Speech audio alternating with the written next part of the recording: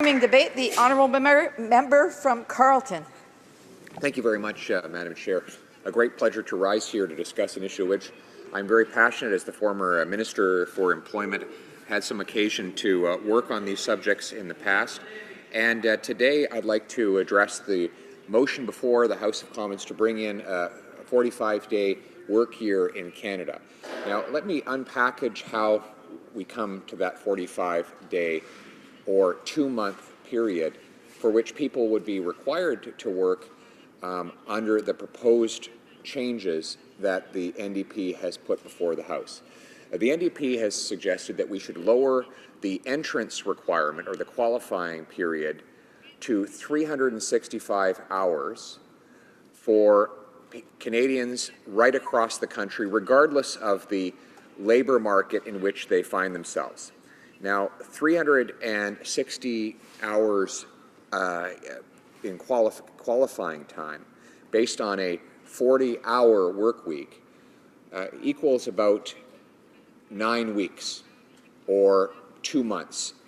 In other words, under the proposal before the House right now, people would work for 2 months and then they would collect employment insurance for 10 months. And that would be available in every region of the country, regardless of the unemployment rate. In other words, even in places where there are labor shortages and employers are having difficulty recruiting workers, we would be paying people not to work. The result of this is an increase in the cost to the employment insurance program.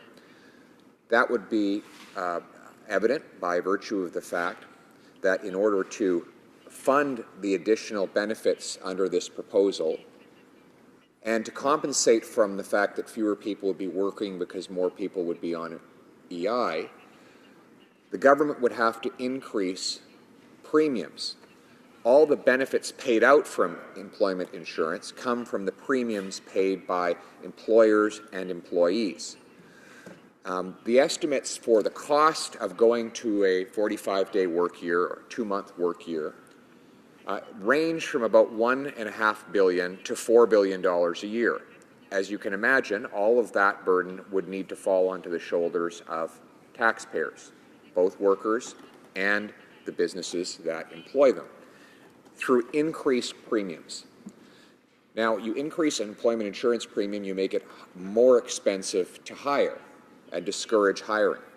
You also punish people for the work that they do, particularly low-income workers, because employment insurance premiums are a regressive tax. They don't raise in percentage terms based on the income people take. So this would be a very regressive tax increase that would disproportionately target small businesses and low-income workers. And it would detract from the government's stated goal to help the middle class and those who, quote, want to join it.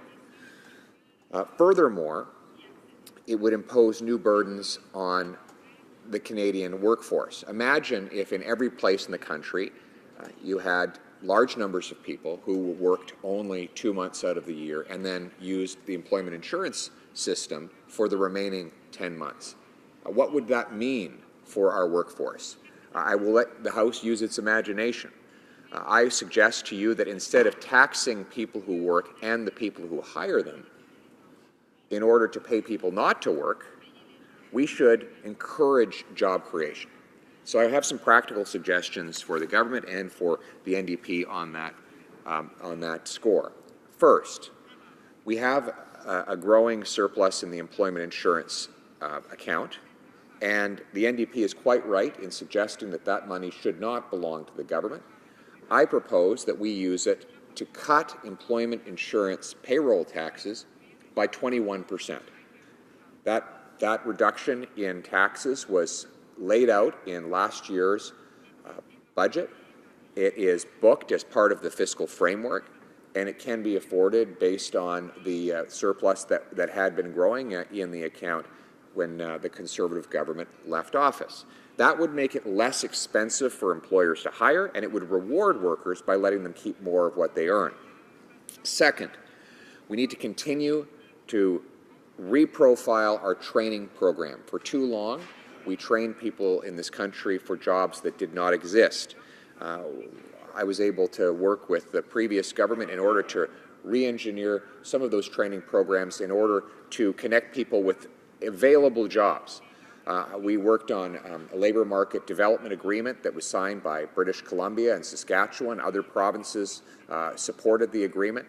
And that would have seen the employment insurance training dollars, of which there's about $2 billion a year, directed towards connecting people with jobs that actually exist. So when they come into an employment office, a provincial or territorial employment office, their training is not funded until there's an employer that with which they are matched up.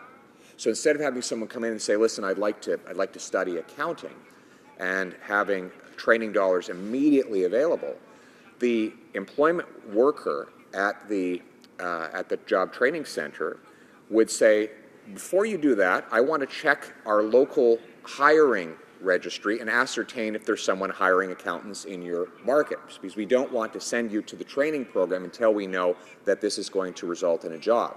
And by involving employers at the front end and ensuring that that the unemployed train up for an available opening, then you increase the success rate. We created something called the Job Bank in this country over the years, and that Job Bank is available to help people ascertain what openings are available. Now the goal should be to match the employer seeking the employee with someone who's unemployed, and to use EI training funds to bridge the gap between the two. The money is already there. We just need to deploy it in a more targeted and precise fashion. In addition to training, though, which is great for developing credentials, we need to do a better job of recognizing credentials. That's the case in the professions, mostly for newcomers, but also in the trades.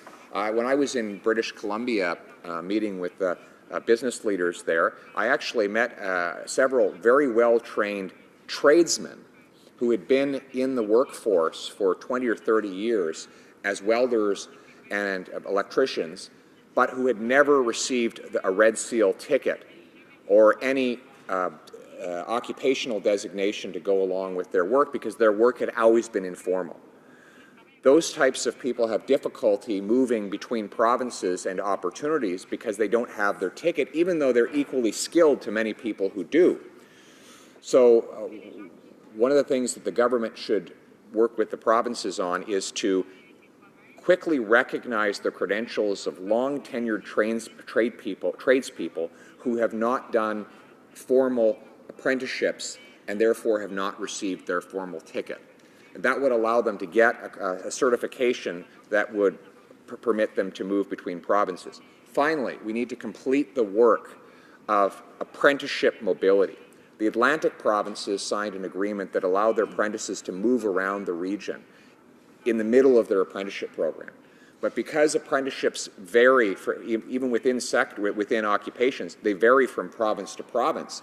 Oftentimes, a third-year apprentice pipe fitter, for example, who might have been working in Alberta under an employer, under a journeyman or journeywoman there, but has lost their job because of the downturn, can't then pick up and move to a new opportunity that might have opened up in, say, Ontario, because the apprenticeship systems in the two provinces are different.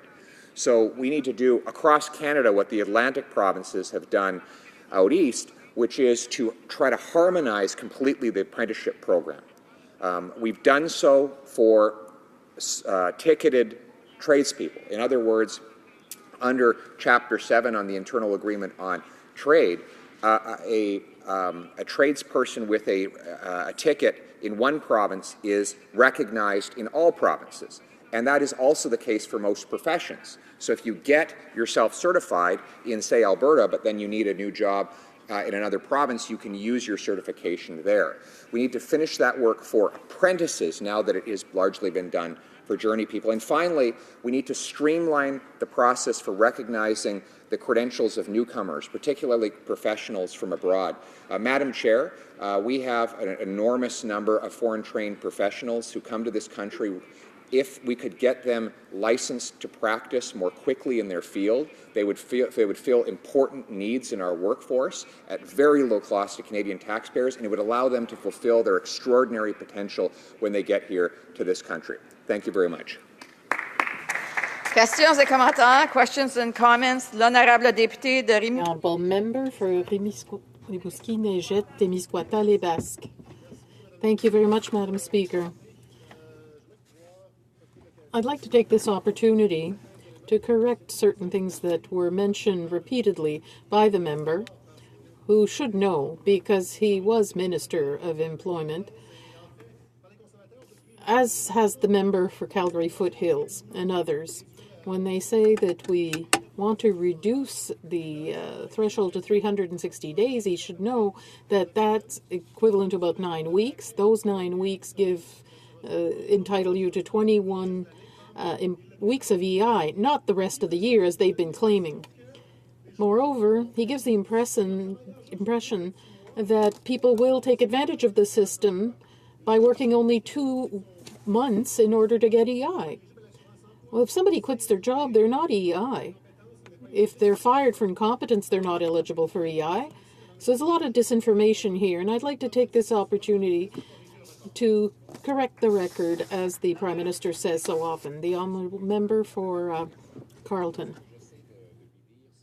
What I'm trying to tell the member is that we're trying to encourage people to work. That should be the goal, and there are many ways to do so. First of all, I said that our skills training tries to match people with the jobs that are available.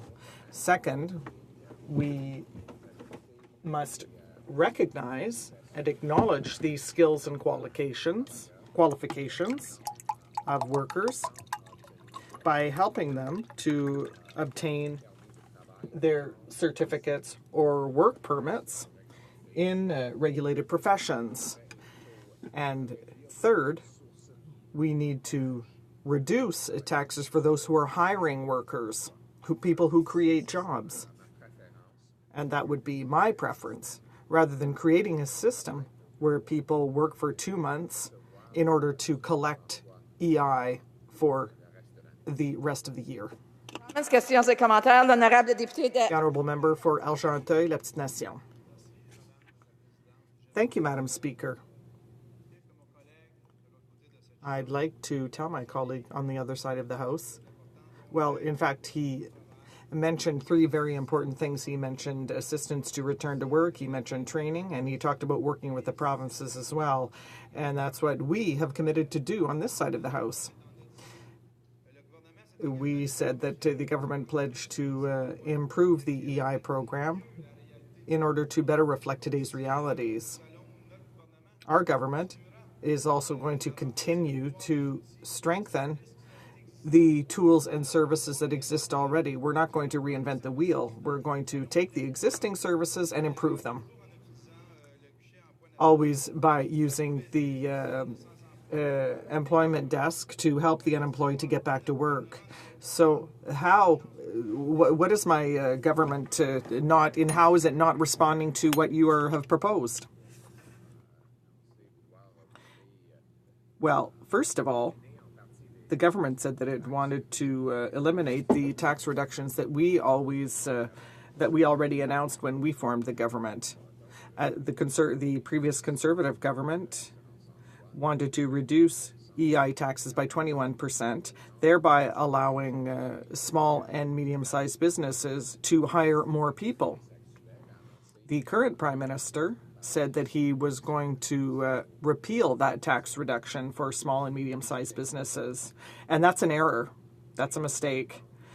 Secondly, recognizing qualifications and credentials of workers and professionals is something that will never stop. That is something that started a few years ago, and that has been progressed upon. And Madam Speaker, I think that that should continue to be done until such time as new arrivals to Canada can be recognized for their skills. Because every month meet an extraordinary professional from elsewhere who is an immigrant to Canada and who has trouble getting his skills and credentials recognized and therefore must work in a job that is not suited to his qualifications. For example, a doctor or an engineer who comes to Canada should be able to work as a doctor or an engineer. And the recognition of their credentials and skills should be a priority for all governments. Reprise de débat. Resuming debate. L'honorable député de Rimouski